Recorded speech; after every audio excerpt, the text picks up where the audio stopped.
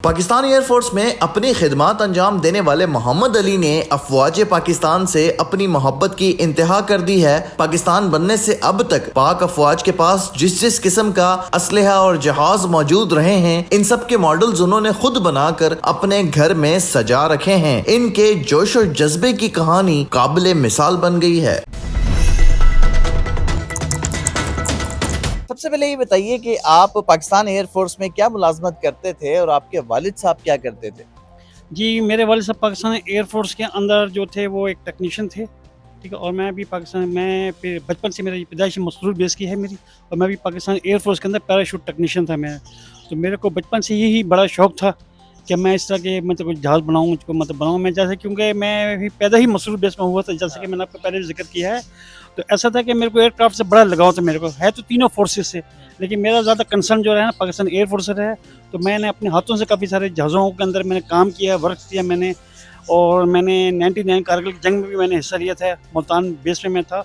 तो मैं तो पहले सबसे पहले मैं बता दूंगा जी, इस पाकिस्तान फ़ौज किसी से कम नहीं है, ठीक है। और हमारी फ़ोर्स के बारे में, पाकिस्तान एयरफोर्स के बारे में मैं आपको ज़्यादा मैं इसलिए बताऊंगा कि मेरा कंसर्न पाकिस्तान एयरफोर्स रहा है, ठीक।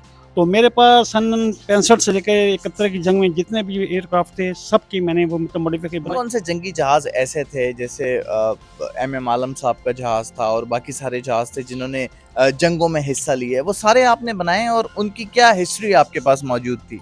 अच्छा जी, सबसे पहले मैं आपको बताऊंगा MM आलम साहब का जहाज़ जो था वो F-86 था, F-6 भी था, F-86 भी था। उन्होंने दुश्मन के 3 सेकंड के अंदर 5 जहाज एयर टू एयर गिराए थे उन्होंने, तो ये बड़ा अप्रिशिएट किया। और सबसे बड़ी बात MM आलम के बारे में मैं इनको सैल्यूट करूंगा कि उन्होंने पाकिस्तान एयरफोर्स के लिए उन्होंने शादी भी नहीं की थी उन्होंने, उनका जी हाँ बिल्कुल, उन्होंने शादी बिल्कुल नहीं की, उनको एयरफोर्स से बड़ा लगाव था। कौन से सन में आपने पाकिस्तान एयरफोर्स को ज्वाइन किया और आपको रिटायर्ड हुए हुए कितना अरसा हो चुका है?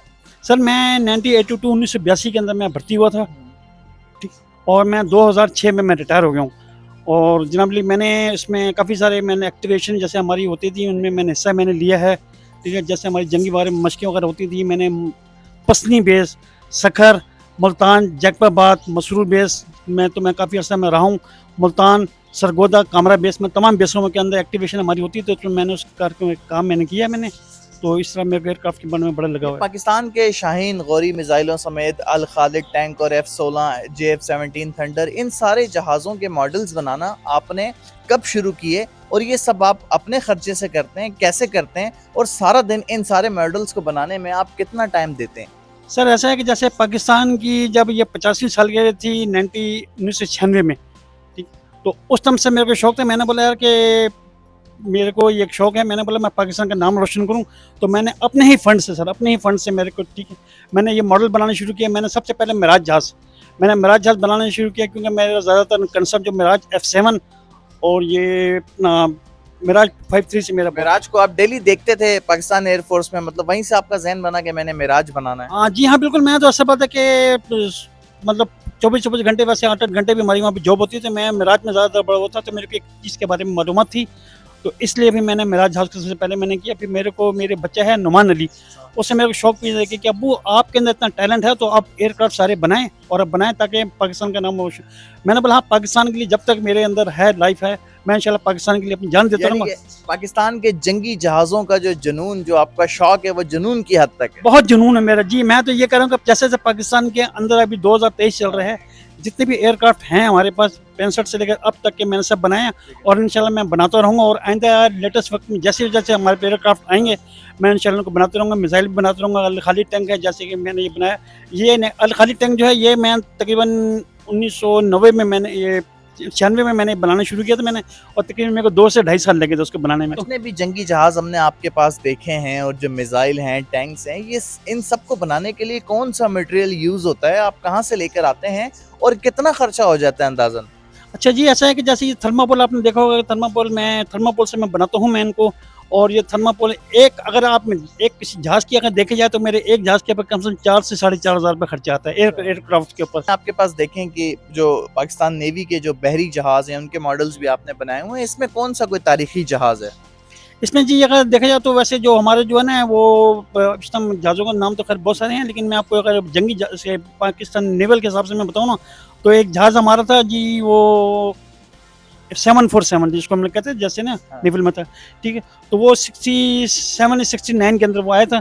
तो उसने ये किया, तो उसमें ऐसे रडार थे कि दुश्मन ने बड़ी इस पे हमला करने की कोशिश की थी, लेकिन माशाल्लाह उसमें ऐसे उस दौर के अंदर मैं बता रहा हूँ कि बड़े ऐसे लेटेस्ट वो थे, निज़ाम थे कि वो उस जहाज़ को क्रैश नहीं कर सके। लेकिन वो आज भी हमारे पास वो जहाज़ मौजूद है और मैंने उसका सैंपल मैंने बना के रखा हुआ है। जबरदस्त जी। मैं तो आपके पास यहाँ पर इतने सारे जहाज़ों के मॉडल देखकर हैरान रह गया हूँ। ये कोई ऐसा जहाज़ है जो रह गया हो बनाना?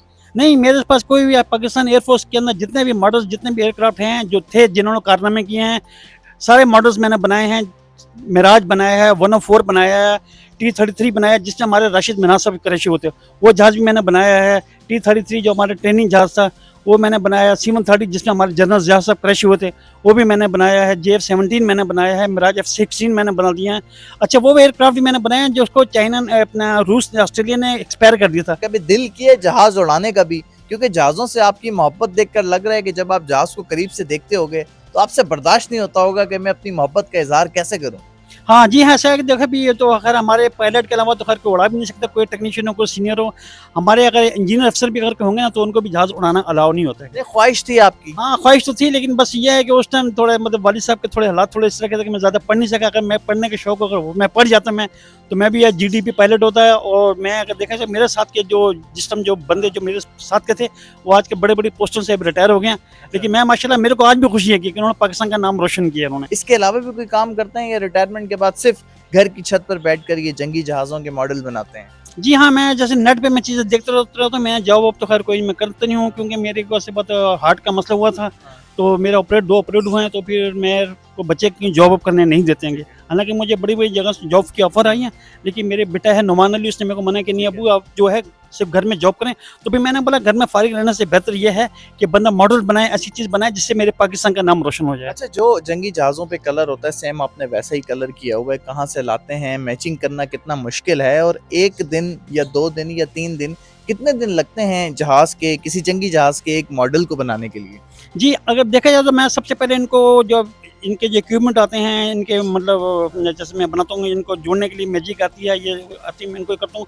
फिर मैं इनको कम से 2 दिन को सूखने के लिए देता हूँ। उनको मैं कलर करने के बाद फिर मैं इन पे मैचिंग के कलर करता हूँ। पहले एक कोड मारता हूँ, दूसरा कोड मार के फिर इनकी आखिर में फिनिशिंग करके जिसको जो डिज़ाइन देना है वो मैं बनाता हूँ। और जो हमारे स्क्वाड्रन के मोनोग्राम है, हर एयरक्राफ्ट के जो स्क्वाड्रन को हमारे पाकिस्तान एयरफोर्स में जितने भी स्क्वाड्रन है 25 से 30 जितने स्क्वाड्रन भी हैं, ठीक है। और सिक्योरिटी का मसला तो ये हम लोग लीक नहीं कर सकते ना, लेकिन जितने भी स्क्वाड्रन हमारे हैं मैंने सबके जहाज़ और सबके मोनोग्राम मैंने बनाया है कि कौन से स्क्वाड्रन को कौन सा जहाज़ अलर्ट हुआ है। अच्छा, पाकिस्तान एयरफोर्स के जो सीनियर अफसरान हैं उन्होंने आपके इन जहाज़ों के मॉडल्स को देखा है और आपको पजीराई मिलती है? कभी सराहा है पाकिस्तान एयरफोर्स ने आपके इस पाकिस्तान एयरफोर्स से मोहब्बत के अंदाज को? जी, ये पिछले लास्ट ईयर मैंने 6 सितंबर का प्रोग्राम मैंने किया था, तो मेरे को पाकिस्तान अच्छा तो उनको पता नहीं था। पहले मैं 5J बल्दिया टाउन में रहता था, अभी मैं ये हब रिवर रोड पे मैं आ गया शिफ्ट कर गया हूँ। तो वहाँ पर जब एयरफोर्स वालों ने देखा था क्योंकि सामने ही मसरूर बेस है, तो मसरूर बेस की दीवार के सामने मेरा घर पड़ता है। तो वहाँ मैं 6 सितंबर यौम दिफा का प्रोग्राम कर रहा था, तो वो हैरान हो गए थे कि ऐसा कौन सा बंदा है कि जिसने ये ऐसे मॉडल बनाए हैं, मिसाइल बनाए। तो उनकी फोर्स आ गए, तो मेरे को आकर उन्होंने बुलाया, बोले जी आप कौन है, क्या ये कौन सी पार्टी के लिए आप काम कर रहे हैं? मैंने बोला नहीं, मैं पार्टी का कंधा, मैं खुद पाकिस्तान एयरफोर्स से रिटायर हूँ और ये मेरे बचपन से शौक है, मैं यौम दिफा यौम पाकिस्तान मैं करता हूँ, करता रहूँगा। तो उन्होंने बड़ा मेरे को विश करके बोल गए हैं, तो कहने लगे जब हमारी हेल्प की जरूरत होगी तो हम इंशाल्लाह आपके साथ ताउन करेंगे। जिस तरह आपने बताया कि आपने अब PF बेस मसरूर के सामने अपना घर ले लिया, ये भी पाकिस्तान एयरफोर्स से मोहब्बत थी कि आप जो है वो घर की छत से PF बेस मसरूर देखते रहें? हाँ, नहीं ऐसा बात देखें पाकिस्तान भी इतना हाइट तो है, लेकिन हम लोग ऊपर चढ़ के अभी देख नहीं सकते क्योंकि ये सिक्योरिटी की एक मसला है। अगर हम ऊपर करेंगे तो हेलीकॉप्टर फॉलो कर रहा होता हमारे को ना, ठीक है। तो अगर खुदा ने देखा, अब उनको तो नहीं पता कि ये बंदा कौन है, लेकिन मैं रिटायर हूँ, ठीक है, मेरे पास वो प्रूफ है।